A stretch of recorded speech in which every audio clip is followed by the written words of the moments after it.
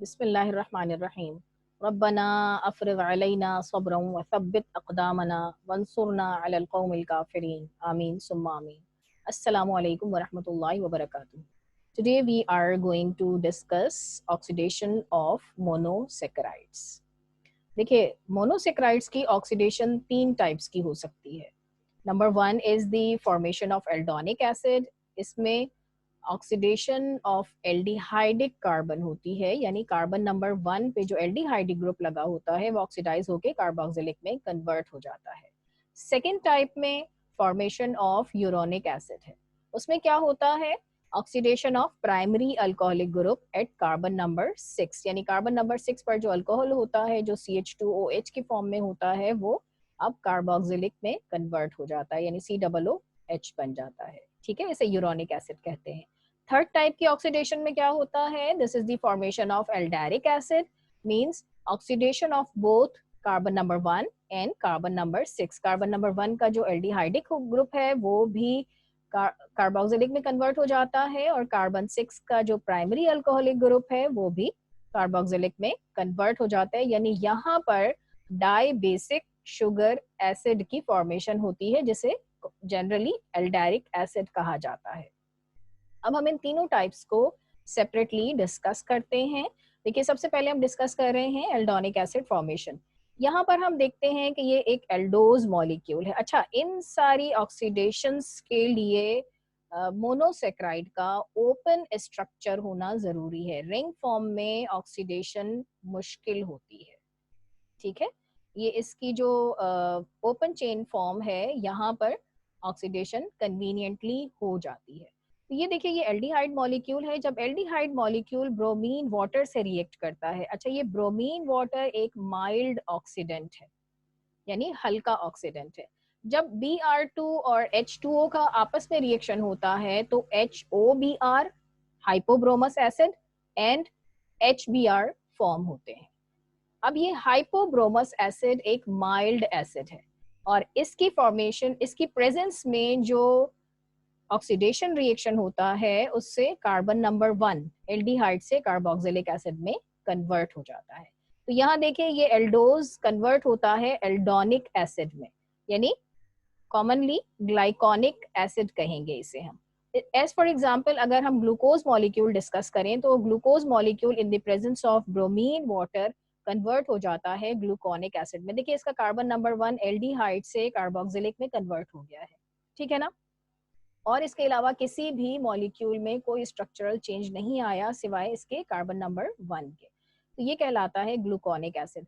यहाँ अगर galactose molecule होता तो हमारे पास फॉर्मेशन होती गैलेक्टोनिक एसिड की, और अगर मेनोज मॉलिक्यूल होता तो फिर वो कन्वर्ट हो जाता मेनोनिक एसिड में।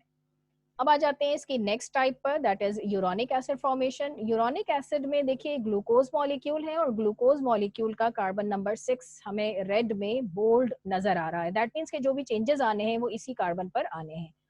अब यहाँ जब ऑक्सीडेशन के प्रोसेस से ग्लूकोज मॉलिक्यूल गुजरेगा तो इसका कार्बन नंबर 6 कन्वर्ट हो जाएगा कार्बोक्सिलिक एसिड में, ये कहलाएगा ग्लूकोरोनिक एसिड। ठीक है, ग्लूकोज ग्लूकोरोनिक एसिड में कन्वर्ट हो गया है after the oxidation of carbon number 6। अगर यहाँ गैलेक्टोज मॉलिक्यूल होता तो ये गैलेक्टोरोनिक एसिड में कन्वर्ट हो जाता, और अगर यहाँ मेनोज मॉलिक्यूल होता तो वो कन्वर्ट हो जाता मैन्यूरोनिक एसिड में। ठीक है, अब इसकी थर्ड टाइप को डिस्कस करते हैं, that is formation of aldaric acid. देखिए, ये ग्लूकोज मॉलिक्यूल है और एल्डेरिक एसिड की फॉर्मेशन में कार्बन 1 एंड कार्बन 6 दोनों पर ऑक्सीडेशन होनी है। जब दोनों पे ऑक्सीडेशन होनी है तो इसका मतलब है कि कोई स्ट्रॉन्ग ऑक्सीडेंट चाहिए होगा, तो वो स्ट्रॉन्ग ऑक्सीडेंट यहाँ पर है डाइल्यूट HNO3। सही, ये ग्लूकोज मॉलिक्यूल जब डाइल्यूट HNO3 की प्रेजेंस में ऑक्सीडेशन से गुजरता है तो इसका कार्बन 1 भी कार्बोक्सिलिक एसिड में कन्वर्ट हो जाता है एंड कार्बन नंबर 6 भी कार्बोक्सिलिक एसिड में कन्वर्ट हो जाता है। तो ये देखिए कि डी ग्लूकोज मॉलिक्यूल कन्वर्ट हो गया ग्लूकैरिक एसिड में। इस ग्लूकैरिक एसिड का एक और नाम ग्लूकोसैक्रिक एसिड भी है।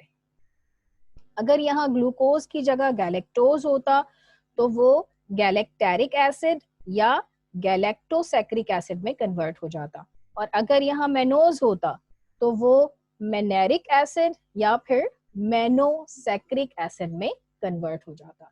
अब देखिए इन तीनों तरह की ऑक्सीडेशन का हम एक ओवरव्यू ले लेते हैं।